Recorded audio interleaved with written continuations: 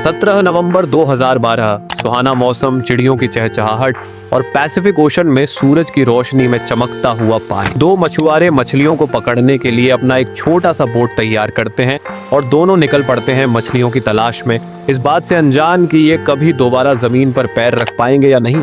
इनका प्लान केवल 2 से 3 दिन तक इस ओशन में रहकर मछलियों को पकड़ने का था। दोनों आराम और सुकून से अपना काम कर रहे थे, तभी उन्हें लगता है कि ओशन में एक बड़ा सा तूफान आने वाला है।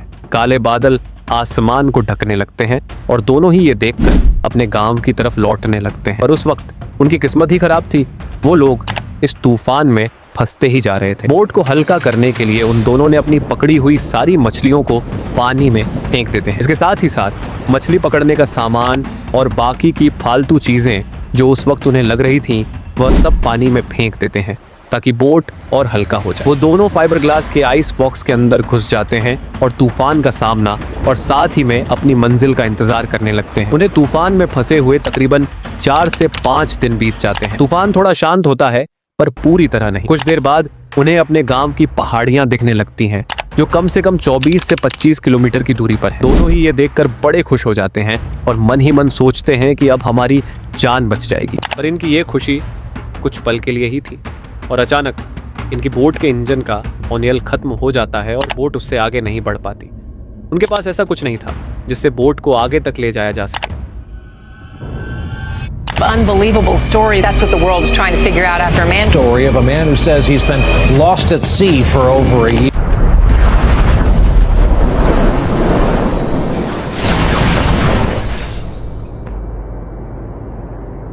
हम वेलकम करते हैं आप सभी का एक नई वीडियो में। ये कहानी जोसे साल्वाडोर अल्वारेंगा और उसके एक 22 साल के साथी एज़ेकियल कॉर्डोबा की सबसे हैरत अंगेज मिसालों में से एक। अल्वारेंगा एक बेहतरीन मछुआरे थे और इनके साथी जो हमेशा इनके साथ मछली पकड़ने जाते हैं वो एज़ेकियल कॉर्डोबा नहीं थे, बल्कि आखिरी समय में इनके साथी रे किसी कारण ना आने के कारण $50 में एज़ेकियल कॉर्डोबा को हायर किया गया था। इनका सफर कोस्टा अज़ूल एक छोटे से मछुआरों के गांव से शुरू हुई थी जो कि मेक्सिको के चियापास स्टेट की पिजिजियापन म्यूनिसिपैलिटी नगर पालिका के अंदर आता। हम अपनी कहानी पर वापस आते हैं दोस्तों।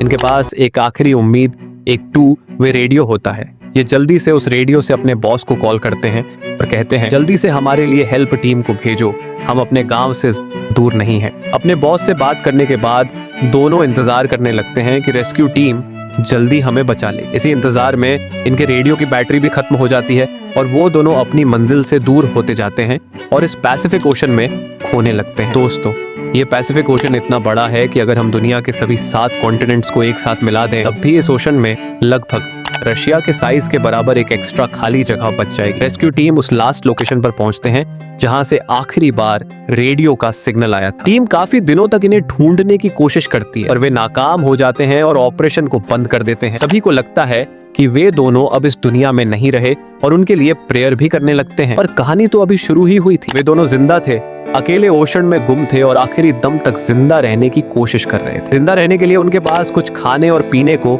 उस बोट पर कुछ नहीं था। इसके लिए उन्होंने समंदर से कुछ मछलियां पकड़ी और उन्हें ही कच्चा खाने लगे। मछलियों को मारकर वे बोट पर रख देते जिससे परिंदे उसे खाने के लिए नीचे उतरते। उसी समय अल्वारेंगा इन्हें पकड़ लेते और खाते या फिर उनका खून पीते। फ्रेश वाटर के लिए जब बारिश होती तो समंदर में से कुछ प्लास्टिक की बोतल जमा करके उसमें बारिश का पानी इकट्ठा करते और अगली बारिश तक उस पानी को अच्छे से उपयोग में लेते। जब कभी बारिश का पानी नहीं मिल पाता तो वे लोग कछुए का खून पीते और कभी कभी ना चाहते हुए अपना यूरिन पीना पड़ता था। दोस्तों, कहते हैं ना कि मरता क्या नहीं करता, लेकिन अल्वारेंगा के साथी इन सब चीजों को बर्दाश्त नहीं कर पाता और बीमारी के कारण लगभग 4 महीने के अंदर ही वो इस दुनिया को अलविदा कह देता है। अल्वारेंगा उसकी बॉडी को 3 से 4 दिन तक बोट में रखता है और उससे बातें करता है, पर ये ज्यादा दिन तक नहीं कर पाता। उसकी भी हालत खराब होने लगती है और वो उसकी बॉडी को पानी में फेंक देता है। अब अल्वारेंगा बिल्कुल अकेला हो जाता है। अब उसके पास कोई बात करने वाला भी नहीं बचता। अल्वारेंगा भी अपनी हिम्मत हार रहा था।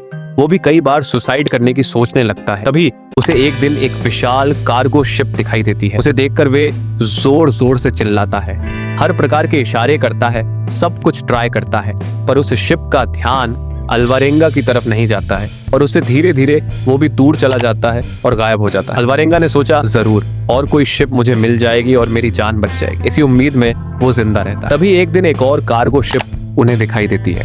वो शिप अल्वारेंगा के काफी करीब होता है और उस शिप के क्रू मेंबर की भी नजर अल्वारेंगा पर जाती है। वे अल्वारेंगा को अपने हाथों से हाई भी करते हैं, बस हाई और चले जाते हैं, अल्वारेंगा को ऐसे ही अकेले छोड़कर। इस घटना ने अल्वारेंगा को मानसिक तौर पर पूरी तरह तोड़ दिया था। आखिर उस क्रू ने अल्वारेंगा को बचाया क्यों नहीं? इसके पीछे मैरीटाइम एक्सपर्ट्स एक क्लियर लॉजिक देते हैं कि क्रू को लगा होगा कि अल्वारेंगा किसी आसपास के आइलैंड का लोकल मछुआरा है जो इन्हें देखकर हाथ हिला रहा है। उन्हें अंदाजा नहीं था कि ये समुद्र में कई महीनों से फंसा हुआ है, कुछ महीनों तक, और अल्वारेंगा समुद्र में भटकता रहता है। फिर 30 जनवरी 2014 उसे पानी में कुछ नारियल तैरते हुए नजर आने लगे तो अल्वारेंगा समझ गया कि नजदीक ही एक आइलैंड है। वे अपने हाथों से बोट को आइलैंड की तरफ ले जाने लगा और 14 महीनों बाद दोबारा वे जमीन पर पांव रखते हैं और वहीं लेट जाते हैं और जोर जोर से स्पेनिश में दोस्तों दोस्तों पानी पानी मदद मदद चिल्लाते हैं। वहां के लोकल्स अल्वारेंगा को देखकर डरे हुए थे क्योंकि 14 महीनों के सफर के बाद उसकी हालत बिल्कुल खराब हो गई थी।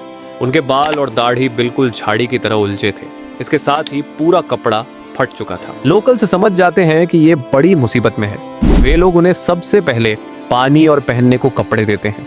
जिस आइलैंड पर अल्वारेंगा की जान बचती है वे आइलैंड मैक्सिको के कोस्टा अजुल से लगभग 5,500 से 6,700 मील, करीब 8,900 से 10,800 किलोमीटर की दूरी पर है। इस आइलैंड का नाम मार्शल आइलैंड है। दोस्तों, कहानी अभी खत्म नहीं होती। अल्वारेंगा को जब हॉस्पिटल से छुट्टी मिलती है वैसे ही उसे पुलिस पकड़ लेती है इस जुर्म में कि एजेक्वियल कॉर्डोबा, अल्वारेंगा के साथी, को अल्वारेंगा ने ही मारा है।